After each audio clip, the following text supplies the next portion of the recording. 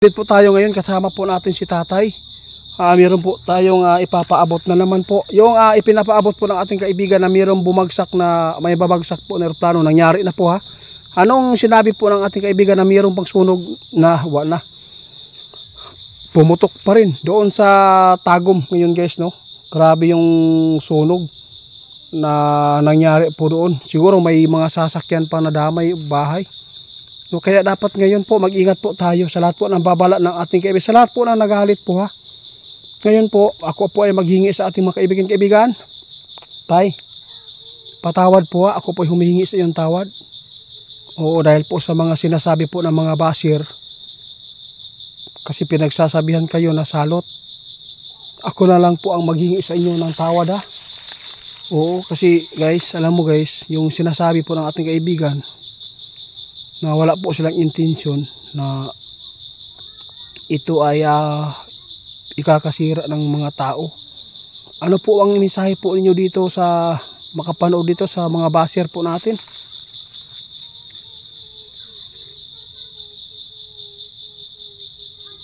Oh, salamat. Ang ingon ni kaibigan, kung ayaw po ninyo na magtanim ng galit sa akin, pwede po kayong mag-exit po doon, pwede po, hindi po kayo magsuporta, manood. Ang ginagawa lang po daw ng ating mga kaibigan na makapagbigay po ng babala, makatulong din po sila na makapag-masid yung mga tao at meron silang makuhang idea kung paano po ay umingat, no? Mag-ingat sa sarili o sa pamilya. Kaya nagpapasalamat po, no? Yung mga ibang tao na nagmamalas po sa amin, na sila po ay nagpapatuloy na sumusuporta. Yung mga tao na ayaw magsuporta sa amin, wala po kaming sinasabi na hindi ko kayo sinabihan na hinila, no? Hindi ko kayo pinipilit na paniwalaan po nyo ito. Sa tao lang po ito ha. Hindi po kami naghahabol sa mga views. Aanin mo naman yung views kung hindi naman po ikakabuti po sa makapanood dito yung mga ginawa ng ating kaibigan, no? Sa ano lang, sa mga tao lang po talaga na may mga tiwala sa mga elemento na ganito. Wala pong sinasabi at wala pong tinuro ang ating kaibigan. Kaya kaibigan, ako po ay humingi sa inyo ng tawad ha. Oo. Oh, salamat po. Ipagpatuloy pa rin daw namin guys. Yung pagpapaabot ngayon, mayroon po siyang ipaabot ulit. No, nangyari naman po yung mga pagbagsak ng eroplano. Hindi po sila ang may gawa at hindi po nila gusto yan ng ating kaibigan. Huwag po natin isisi sa ating kaibigan. Tulad po ng mga sunog ngayon. No, mayroon na nangyari. Tapos mayroon pang nakita ang ating kaibigan na may mangyayari na naman po na pagsunog at saka mayroon naman pong mga lindol na magaganap. At least po, yung sinasabi namin, tay, sige po. Tama. Oh, napakaganda. Ha? Napakaganda ang kanyang sinabi guys. No? Sa lahat po na makapanood nito, kasi po alam mo naman, yung mundo natin ay iba-iba na ang mga disgrasya. No? Mag-ingat kayo sa pagpapatakbo daw ng mga sasakyan ninyo. Maging kung matulog, kung medyo katulugon mo pag-drive, maghinto kayo.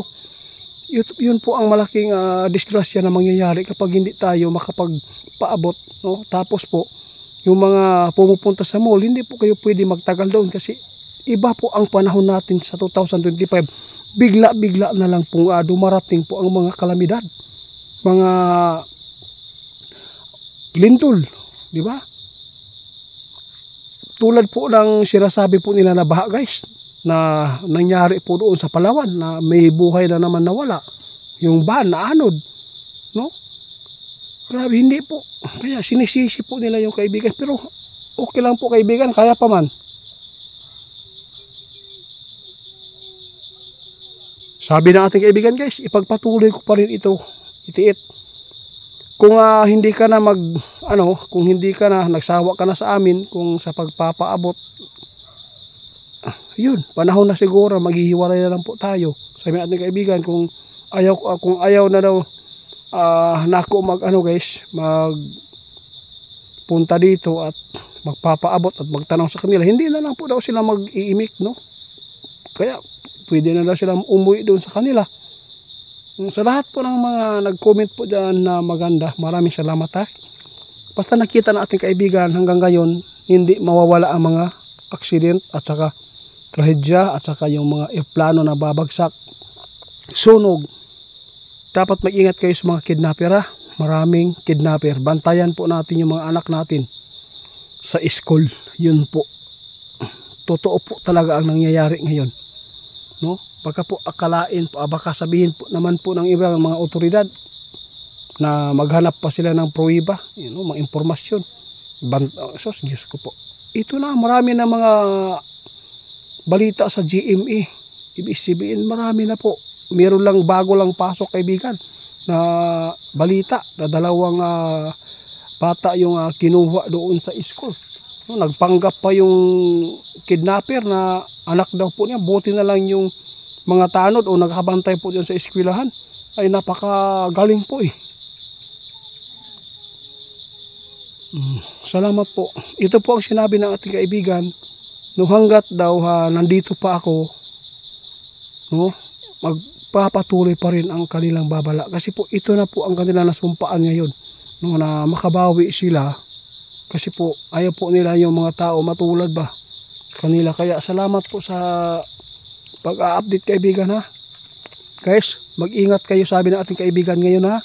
Daghan kaayong mga pagsuway, daghang maraming mga pagsubok na madadaanan, trahedya at mga taong hindi na po talaga safety tayo dito sa ating mundo guys. Dapat lagi tayong magdasal, no?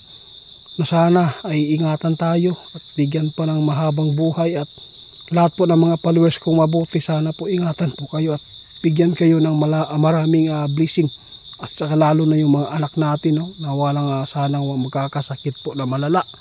Ay kung ano man po yung problema na maibigay sa atin ay sana po ay yung mga kaya lang po natin na masolusyonan. Kaya salamat po sa suporta ninyo guys ha. Lalo na po sa ating kaibigan ay sa lahat po ng mga basher. Okay lang po yan. Patuloy lang po nyo yan. Kung gusto po yung manood pa rin, nasa inyo lang po. Basta wala kaming sinabi na pinilit na maniwala kayo sa kaibigan natin Duwende. No? Kayo na lang po. Salamat kaibigan ha.